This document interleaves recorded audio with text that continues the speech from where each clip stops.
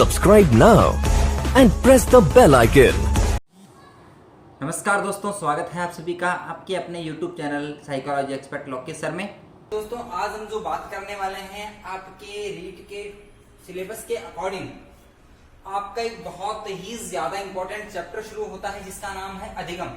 English में इसको कहते हैं लर्निंग। और आखिरकार ये लर्निंग क्या होता है, अधिगम क्या होता है और अधिगम का महत्व क्या क्या होता है। लेकिन दोस्तों एक बात का विशेष ध्यान रखें, अधिगम से संबंधित जो भी आपसे एग्जाम में प्रश्न आज तक पूछे गए हैं, जो आगे पूछे जा सकते हैं, दोस्तों आप लोग उसको केवल रटने की कोशिश करते हैं। लेकिन दोस्तों ध्यान रखिए इस बात का, रटा रटाया प्रश्न अधिगम से संबंधित आपके पेपर में नहीं पूछा जाता।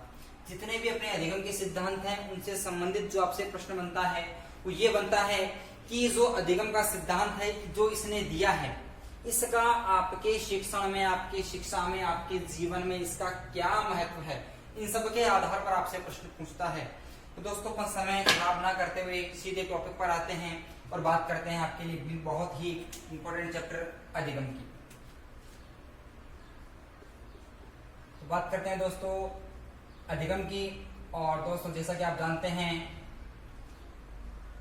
इसको इंग्लिश में कहते हैं लर्निंग। देखो दोस्तों अगर बात करें अधिगम के शाब्दिक अर्थ की, तो इसके शाब्दिक अर्थ की अगर हम बात करते हैं तो इसका शाब्दिक अर्थ होता है सीखना। क्या अर्थ होता है इसका? सीखना। लेकिन दोस्तों क्या केवल सीखने को ही अधिगम कहा जाता है क्या? नहीं, केवल सीखना अधिगम नहीं होता। अगर हमने जो भी कुछ ज्ञान सीखा है, अगर वह सीखा गया ज्ञान अगर हमारे व्यवहार में, हमारे जीवन में अगर स्थायी होता है तो वह क्या कहलाता है? अधिगम कहलाता है। अर्थात सीखे हुए ज्ञान के द्वारा व्यक्ति के व्यवहार में आने वाला स्थायी परिवर्तन ही क्या कहलाता है? अधिगम कहलाता है। और दोस्तों इसके साथ बात करें, आप पे एक बहुत ही सिंपल सा, बहुत ही अच्छा सा प्रश्न बनता है कि आखिरकार अधिगम के प्रकार कितने होते हैं? अधिगम के प्रकार कितने होते हैं? अधिगम कितने प्रकार का होता है? तो दोस्तों ध्यान रखेंगे, अधिगम कितने प्रकार का होता है? 3 प्रकार का। कितने प्रकार का? 3 प्रकार का। वो आप सोचेंगे कि वो 3 प्रकार कौन कौन से हैं, मैं बता देता हूं आप लोगों को। नंबर 1 ज्ञानात्मक अधिगम, नंबर 2 भावात्मक अधिगम और नंबर 3 क्रियात्मक अधिगम। ज्ञानात्मक, भावात्मक और क्रियात्मक अधिगम। ऐसा अधिगम जो कि स्वयं ज्ञान ग्रहण करके सीखा जाता है, ज्ञानात्मक अधिगम। ऐसा अधिगम जो कि किसी के भावों को समझकर किया जाता है, भावात्मक अधिगम। और ऐसा अधिगम जो कि स्वयं खुद अपने आप क्रिया करके ही सीखा जाता है, वह क्या कहलाता है? आपका क्रियात्मक अधिगम कहलाता है। और दोस्तों ज्ञानात्मक, भावात्मक और क्रियात्मक, ये जो 3 कंडीशंस आपके अधिगम की बनती है। लेकिन क्या कभी आपने सोचा है कि आखिरकार बच्चा ज्ञान सीखने के लिए तैयार क्यों होता है, भावात्मक अधिगम क्यों करता है और स्वयं क्रिया करके कैसे सीखता है? ऐसी कौन सी शक्ति, ऐसी कौन सी ताकत है जो बालक को ये तीनों प्रकार से अधिगम करने के लिए प्रिपेयर कर देती है, उसको तैयार कर देती है, उसको परिपक्व बना देती है, उसकी मानसिकता को पूरी तरह से पॉजिटिव, सकारात्मक कर देती है? इससे क्या चीज है वो जानते हैं आप लोग?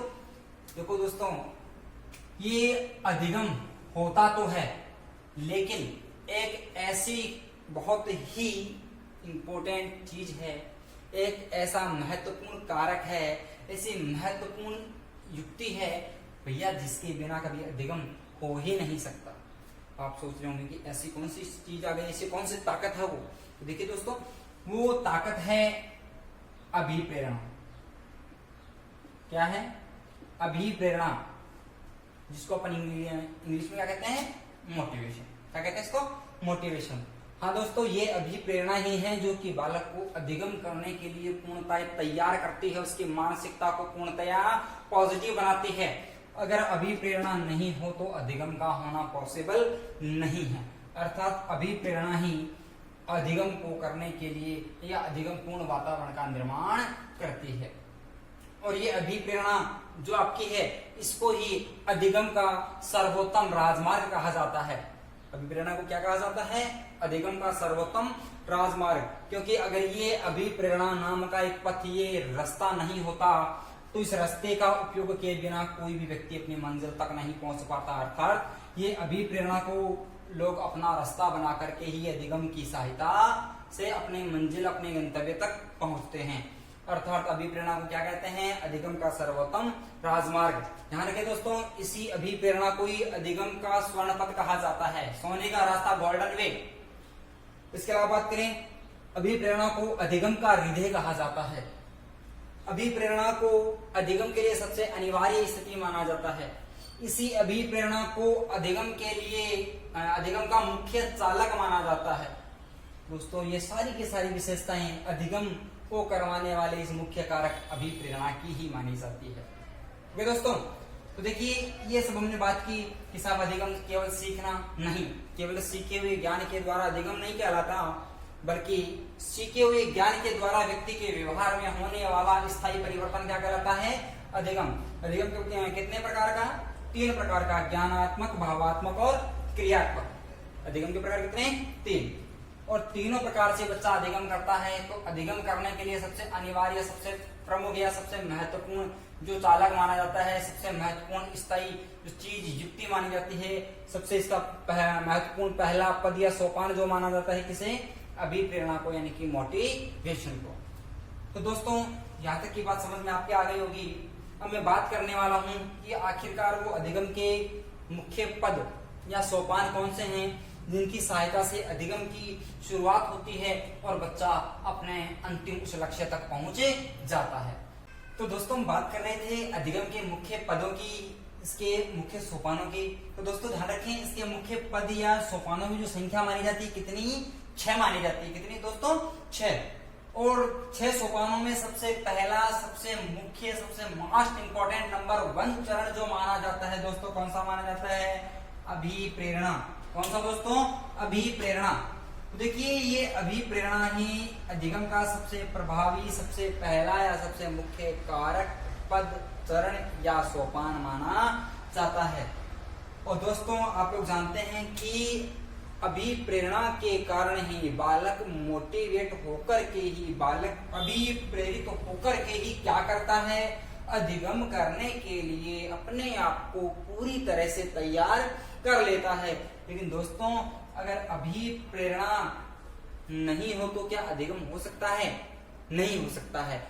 लेकिन दोस्तों, एक छोटी सी बात, छोटा सा प्रश्न यहाँ पर भी आपका निकलता है कि भाई अधिगम का मुख्य कारक, पद या सोपान तो अभिप्रेरणा हो गया, लेकिन आखिरकार ये अभिप्रेरणा जन्म ही क्यों लेती है? अभिप्रेरणा क्यों विकसित होती है? इसकी शुरुआत क्यों हो जाती है? इसका जन्म ही क्यों हो जाता है? जैसे कि भाई हम बात कर रहे हैं कि साहब अधिगम के लिए तो अभिप्रेरणा जरूरी है, लेकिन अभिप्रेरणा के होने के लिए भी कोई ना कोई चीज तो जरूरी होनी चाहिए। ध्यान रखें दोस्तों, अभिप्रेरणा भी किसी न किसी एक कारण की वजह से जन्म लेती है, और वो इसको जन्म देने वाला मुख्य कारण कौन सा है? मुख्य कारक कौन सा है? आवश्यकता। कौन सा दोस्तों? आवश्यकता। अगर इंसान को किसी भी प्रकार की अगर कोई आवश्यकता नहीं होती तो व्यक्ति अभिप्रेरित या मोटिवेट नहीं होता। और दोस्तों, आप जानते हैं कि अगर जब मोटिवेशन ही नहीं है तो अधिगम की तो कल्पना भी नहीं की जा सकती है। इसलिए सबसे पहले आवश्यकता, आवश्यकता के बाद ही बालक क्या होता है? मोटिवेट होता है, और अभिप्रेरणा के बाद ही बालक को क्या होता है? अधिगम होता है। जैसा कि आप जानते हैं कि अधिगम होने के बाद ही बालक के व्यवहार में परिवर्तन भी आ जाता है। तो देखिए दोस्तों, एक बहुत ही अच्छा सा क्वेश्चन जो आपके एग्जाम में न जाने कितनी बार आ चुका, मैं इसके बारे में एक बार आपको बता देता हूं। सबसे पहला क्वेश्चन तो आपका एग्जाम में ये आया कि अधिगम का सबसे पहला या मुख्य कारक कौन सा माना जाता है? दोस्तों, जैसा कि आप जानते हैं कि इसका राइट आंसर क्या होगा? अभिप्रेरणा। लेकिन एग्जामिनर हमेशा हर बार प्रश्न को कुछ ना कुछ उल्टा सीधा करके हमें पूछने की कोशिश करता है।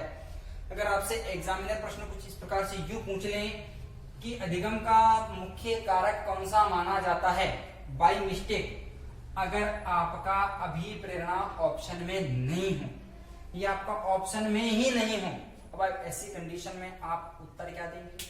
देखिए दोस्तों, इसका सही और फिर ओरिजिनल आंसर क्या माना जाएगा? इसकी अनुपस्थिति में आवश्यकता। क्या माना जाएगा दोस्तों? आवश्यकता। वैसे तो सबसे पहला मुख्य कारक कौन सा है? अभिप्रेरणा ही है, लेकिन अभिप्रेरणा ऑप्शन में नहीं होने पर क्या होगा? आवश्यकता। लेकिन अगर प्रश्न ऐसा होता कि अभिप्रेरणा के लिए सबसे प्रभावी या मुख्य कारक माना जाता है? अब आंसर क्या होता? आवश्यकता। क्लियर? अब इसके आगे के चरणों की हम बात करते हैं। तो देखिए दोस्तों, सबसे पहला चरण कौन सा? आवश्यकता। और जैसे ही बालक आवश्यकताओं की पूर्ति करने के लिए कोशिशें करता है, अर्थात उसको अभिप्रेरणा उसके ऊपर प्रभाव डालती है और बालक अधिगम करने के लिए तैयार हो जाता है। तो जब बच्चा अभिप्रेरित होता है तो अपनी उस आवश्यकता पूर्ति करने के लिए बालक क्या करता है? बहुत सारी अनुक्रियाएं करता है। क्या करता है दोस्तों? बहुत सारी अनुक्रियाएं, यानी कि विभिन्न अनुक्रियाएं करता है, बहुत सारे रेस्पॉन्स देता है। दोस्तों अनुक्रिया को इंग्लिश में कहते हैं रेस्पॉन्स। क्या कहते हैं इसको? रेस्पॉन्स। तो देखिए दोस्तों, रेस्पॉन्स मीन्स अनुक्रिया। दोस्तों यहाँ पर भी आपके सामने एक छोटा सा कंफ्यूजन आने वाला है और आपके एग्जाम में वो छोटा सा कंफ्यूजन बहुत सारी तकलीफें आपके लिए बढ़ा देता है। लेकिन दोस्तों निश्चित रहें, जो आपके बहुत बड़ी तकलीफ है ये मैं बताऊंगा कैसे आपको भी। थोड़ी देर का वेट कीजिए आप, आपको मैं बताऊंगा कि कैसे ये अनुक्रिया प्रतिक्रिया में फर्क समझा जाता है, दोनों में क्या अंतर होता है, दोनों में क्या बड़ा क्या डिफरेंस है, कहां पर हम प्रतिक्रिया शब्द यूज में लेते हैं, कहां पर हम अनुक्रिया शब्द यूज में लेते हैं। ठीक है दोस्तों, तो देखिए बालक को क्या हुई? आवश्यकता। बालक क्या हुआ? अभिप्रेरित, मोटिवेट। और जैसे ही मोटिवेट हुआ अपनी आवश्यकता पूर्ति करने के लिए, अधिगम करने के लिए क्या करता है? वह विभिन्न प्रकार की अनुक्रियाएं करता है, बहुत सारे कार्य करना, बहुत प्रकार की क्रियाएं करना शुरू कर देता है। अब आपको पता है कि जब बच्चा बहुत सारी क्रियाएं करता है तो बच्चे के सामने बहुत सारी बाधाएं भी आ जाती है। आपको भी पता है कि जब तक किसी प्रकार का कोई व्यक्ति जब कार्य नहीं करता, उसके सामने किसी प्रकार की कोई तकलीफें नहीं आती है। या दोस्तों आती है क्या तकलीफें? आप मस्त बिंदास होकर के अपने बिस्तर में सो रहे हैं, बढ़िया गर्मियों के बहुत अच्छे खासे दिन हैं, बढ़िया शानदार ऐसे चल रहा है, फुल शिमला वाली फीलिंग्स आपके रूम में आ रही हैं और आप आराम से मस्त अपने फोन में, अपने टीवी में, अपने लैपटॉप में, अपने मोबाइल में व्यस्त हैं।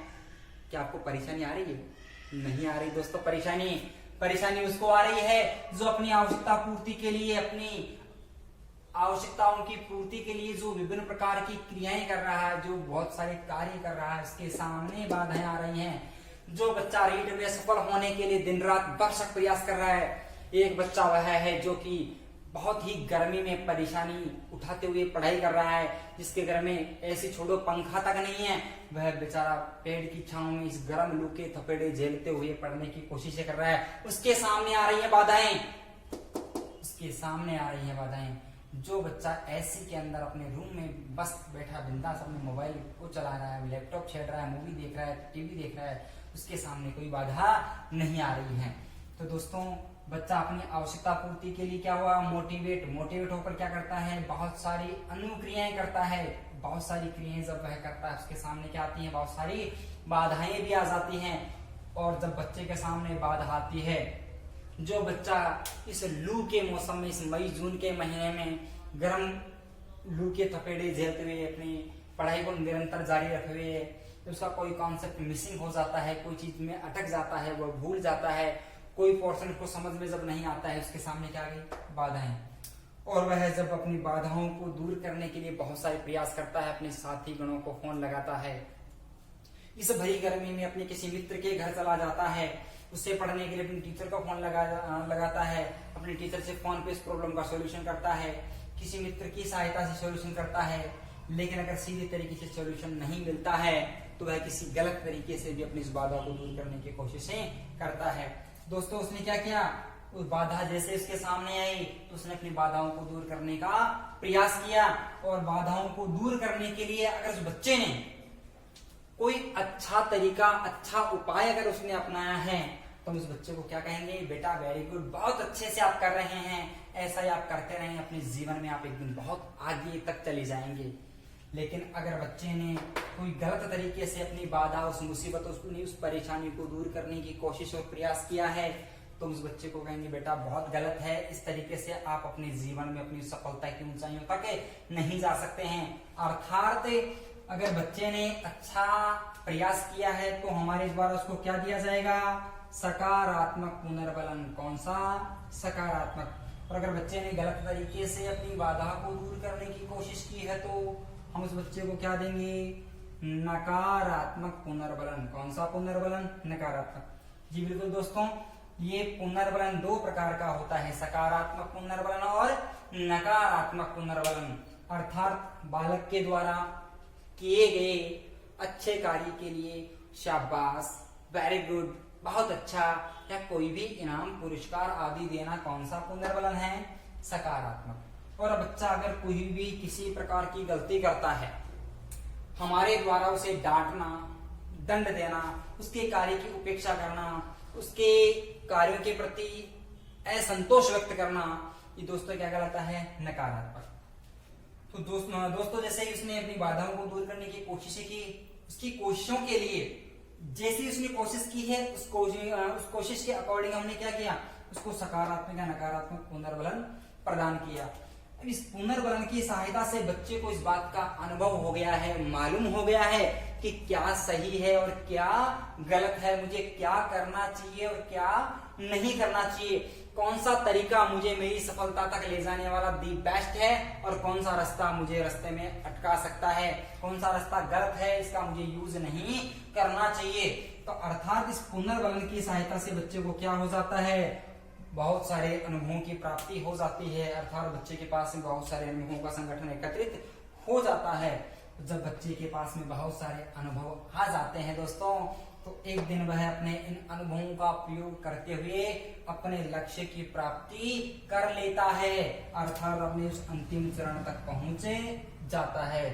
लेकिन दोस्तों लक्ष्य प्राप्ति के हो जाने के बाद भी इंसान रुकता नहीं है, और ये बात हमें सिखाता है थॉर्नडाइक का प्रभाव का नियम। कौन सा नियम, प्रभाव का नियम, जिसे हम संतोष का नियम भी कहते हैं। प्रभाव और संतोष का नियम हमें यह बताता है कि जब इंसान को किसी न किसी प्रकार की कोई भी जब सफलता एक बार मिल जाती है, तो बालक अपनी उस सफलता के प्रभाव से और भी आगे नवीन सफलताएं प्राप्त करता चला जाता है। यानी कि एक बार लक्ष्य के मिलने के बाद बालक और भी नए लक्ष्य बनाता है और वहां तक आसानी से पहुंचे जाता है। यानी कि लक्ष्य प्राप्ति ही उसको नवीन लक्ष्य की ओर लेकर जाती है। यानी कि सफलता ही सफलता की ओर बढ़ाती है। यानी कि एक सफलता से ही नवीन सफलताएं भी मिलती चली जाती है। हमें यह बात कौन सा नियम सिखाता है, थॉर्नडाइक का प्रभाव या संतोष का नियम सिखाता है, और यही बात यहाँ पर भी लागू होती है। और दोस्तों ऐसा ही एग्जाम्पल आपने अपने घर, परिवार, आस पड़ोस, रिश्तेदारी में भी देखा होगा। जब तक बेचारा कोई बच्चा बेरोजगार होता है, किसी न किसी प्रतियोगी परीक्षा की तैयारी कर रहा होता है, उसकी बेचारे की जॉब नहीं लगती है, वह कुछ थोड़े बहुत नंबरों से एग्जाम में फेल हो जाता है। लेकिन दोस्तों जब गलती से एक दिन उसकी जॉब लग जाती है, किस्मत उसका साथ देती है, उस दिन के बाद दोस्तों आपने देखा होगा कि एक नौकरी लगने के बाद वह जब भी किसी नई भर्ती का फॉर्म भरता है, किसी उच्च पद के लिए तैयारी करता है, तो वह बहुत ही आसानी से उस नवीन पद को भी आसानी से अपनी ओर कर लेता है। अर्थात वह अपने लक्ष्य तक भी आसानी से पहुंचे जाता है। किसकी सहायता से, उसकी लक्ष्य प्राप्ति ने उसको अंदर से इतना आत्म मनोबल प्रदान किया, उसको अंदर से इतना आत्मबल प्रदान किया है कि उसके ऊपर मोटिवेशन का प्रभाव इतना गहरा हो गया है कि वह बहुत ही आसानी से अपने इस नवीन लक्ष्य तक भी पहुंचे जाता है। तो दोस्तों ये बात आपके समझ में आ गई होगी कि सब अधिगम क्या है, अधिगम किसे कहते हैं। अधिगम के प्रकार कितने, 3, ज्ञानात्मक, भावात्मक और क्रियात्मक। अधिगम के पद या सोपानों की संख्या कितनी होती है दोस्तों, 6 होती है। अभिप्रेरणा, विभिन्न अनुक्रियाएं, बाधाएं, पुनर्बलन, अनुभवों का संगठन और लक्ष्य की प्राप्ति, ये 6 पद है जो कि बालक के अधिगम के मुख्य पद या सोपानों में गिने जाते हैं। लेकिन दोस्तों इसके बाद हम बात करते हैं कि भाई ये आपके अधिगम चैप्टर में आने वाले जो शब्द है तो बहुत ही महत्वपूर्ण आपके शब्द आने वाले हैं। एक शब्द तो आपका आने वाला है प्रतिक्रिया, और दोस्तों एक शब्द आपको मिलने वाला है अनुक्रिया। एक शब्द आपको दोस्तों कौन सा मिलेगा, प्रतिक्रिया, दूसरा कौन सा मिलेगा आपको, अनुक्रिया का। लेकिन दोस्तों अधिगम के सिद्धांतों में ये दोनों ही शब्द इतनी बार यूज आने वाले हैं जिसकी कोई गिनती तक नहीं है। और दोस्तों शायद आप में से किसी ने आज तक इसको समझने की कोशिश भी नहीं की होगी। मैंने भी आपके जितने भी बुक्स हैं सबका मैंने अवलोकन किया है, आज तक किसी भी बुक ने आपको ढंग से एक्सप्लेन करके नहीं बताया होगा कि प्रतिक्रिया अनुक्रिया में फर्क क्या होता है। किसी अधिगम के सिद्धांत में प्रतिक्रिया शब्द को यूज लिया जाता है, किसी में अनुक्रिया। आखिरकार ये यार कारण क्या है, हम वहां पर प्रतिक्रिया शब्द ही यूज क्यों कर रहे हैं, हम अनुक्रिया शब्द ही यूज क्यों कर रहे हैं। कई बुक वालों ने तो जो मर्जी आया नाम छाप रखा है, किसी को प्रतिक्रिया किसी को अनुक्रिया, जो मर्जी आया कुछ भी। लेकिन दोस्तों मेरा दावा है आज समझ लेने के बाद जीवन भर आपके जीवन में ये जो परेशानी है प्रतिक्रिया और अनुक्रिया की, आप जीवन में कभी नहीं भूलेंगे। दावे के साथ कहता हूं मैं आपको ये, और आज मैं बताता हूं कि प्रतिक्रिया और अनुक्रिया में फर्क क्या होता है। तो दोस्तों देखिए, प्रतिक्रिया और अनुक्रिया को समझने के लिए हमें क्या करना है। इन दोनों को समझने के लिए हमें सबसे पहले इनके इंग्लिश नेम ध्यान में होने चाहिए। यानी दोस्तों प्रतिक्रिया को रिएक्शन कहा जाता है और अनुक्रिया को रेस्पॉन्स कहा जाता है। और दोस्तों आखिरकार हमारे मनोविज्ञान के सिद्धांतों में जो शब्द काम में लिए जाते हैं, किसी सिद्धांत के साथ में प्रतिक्रिया शब्द का प्रयोग होता है और किसी सिद्धांत के साथ में अनुक्रिया शब्द का प्रयोग होता है। आखिरकार वो क्यों होता है, आज इस जंजाल को लाइफ टाइम के लिए खत्म कर देते हैं, ये समस्या हमारे जीवन भर के लिए दूर कर देते हैं। तो देखिए दोस्तों, दोनों चीजों को समझने के लिए हमें एक चीज को समझना बहुत जरूरी है, और सबसे पहले हमें समझना होगा उद्दीपक के खेल को। और ध्यान रखें दोस्तों, इस उद्दीपक को इंग्लिश में क्या कहा जाता है, स्टिमुलस।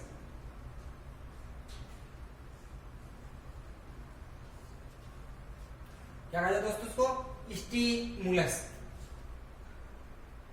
स्टिमुलस।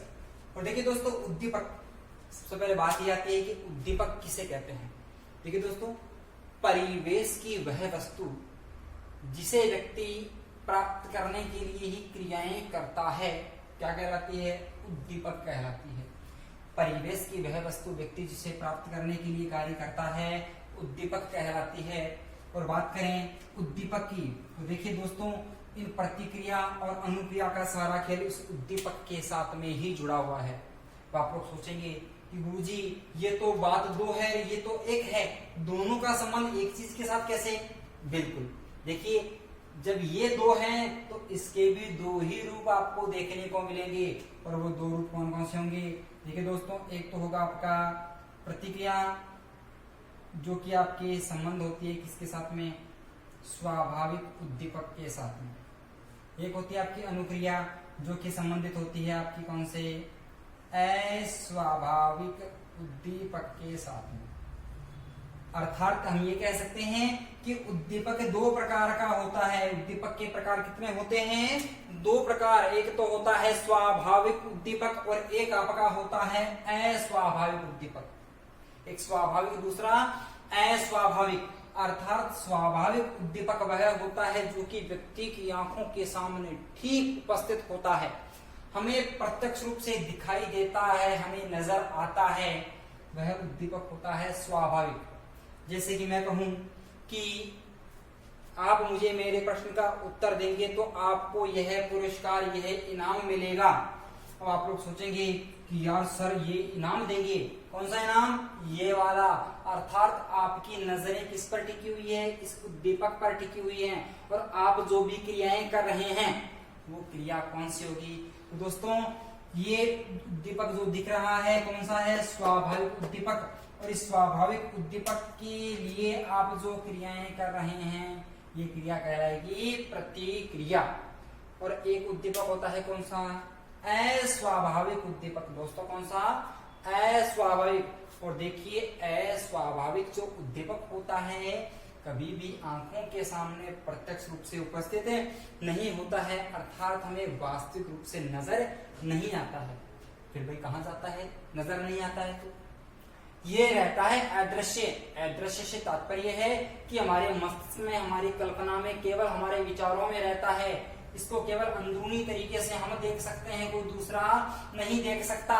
ये कौन सा होगा दोस्तों, आपका अस्वाभाविक उद्दीपक। अब आप लोग कंफ्यूज, क्या ये स्वाभाविक उद्दीपक ऐसा कौन सा आ गया। दोस्तों इसका बहुत ही बेहतरीन उदाहरण आपके खुद के साथ में चिपका हुआ है। आपकी 3rd ग्रेड की नौकरी, आपका स्कूल, आपकी नौकरी लगने के बाद मिलने वाली पहली सैलरी, सैलरी से मिलने वाली समामणी का प्रोग्राम, आपकी बधाइयों के तांते लग रहे हैं, रिश्तेदार आपसे जल रहे हैं, मित्र आपसे जल रहे हैं, जो अंदर फीलिंग्स है ना, जो आपको दूर दिख रही कि यार अगर वो चीज मुझे मिल जाए तो यार आनंद हो जाए, वो चीज मिल जाए तो आनंद हो जाए। वो चीज कौन सी, केवल आप स्वयं जानते हैं और दूसरा नहीं जानता, कि वही चीज जो आपके अंदर कल्पना, आपके विचारों में है, वह उद्दीपक कौन सा है, आपका अस्वाभाविक उद्दीपक है। और अस्वाभाविक उद्दीपक के लिए जो आप क्रिया करते हैं क्या कहलाती है, अनुक्रिया। अर्थात आप अपनी नौकरी को पाने के लिए, इस प्रतियोगी परीक्षा को पास करने के लिए आप जो भी क्रियाएं कर रहे हैं, ये समस्त क्रियाएं क्या कहलाएंगे, आपकी अनुक्रिया कहलाएगी। अर्थात नौकरी आपकी कौन सी उद्दीपक हो गई, अस्वाभाविक उद्दीपक, और आपके द्वारा की जाने वाली क्रियाएं हैं अनुक्रिया। अभी जो मैंने कहा था ये मार्कर आपको मिलेगा, इनाम मिलेगा, ये आपका कौन सा उद्दीपक है, स्वाभाविक उद्दीपक है। और इस स्वाभाविक उद्दीपक को पाने के लिए आप जो क्रिया कर रहे हैं, ये क्रिया क्या कहलाएगी, प्रतिक्रिया। दोस्तों आगे बात समझ में, इन दोनों बातों को समझ लेने के बाद बाकी का सारा खेल समझना, बाकी के अधिगम के सिद्धांतों को समझना आपके लिए बहुत आसान हो जाएगा। तो देखिए दोस्तों, इसके आगे हम बात करते हैं कि आगे का सीन क्या होता है। तो देखिए दोस्तों, इस अधिगम से संबंधित आपके बहुत सारे मनोवैज्ञानिकों ने बहुत ही गजब की अच्छी अच्छी परिभाषाएं बताई हैं। और ध्यान रखें दोस्तों, ये इतना महत्वपूर्ण चैप्टर है आपका कि इससे संबंधित आपकी एक परिभाषा आपकी एग्जाम में हर बार पूछी जाती है और अब की बार भी पूछी जाएगी। और इन परिभाषाओं को समझ लेने के बाद में आपका 1 नंबर पक्का हो जाएगा।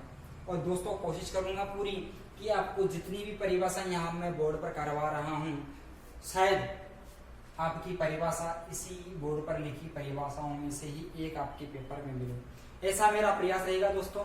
बाकी आपको याद तो पूरी ही करनी है, और भी अगर आपको अच्छी मिले इनको याद हो जाने के बाद तो वो भी आप लोगों को पढ़ लेनी है। हमें अपने लाइफ के साथ कोई रिस्क नहीं लेना है, हमें अब की बार एग्जाम फाइट करके रहना है। तो दोस्तों आगे बढ़ते हैं और बात करते हैं इस अधिगम चैप्टर में देने वाले महत्वपूर्ण परिभाषाओं और उनके मनोवैज्ञानिकों की।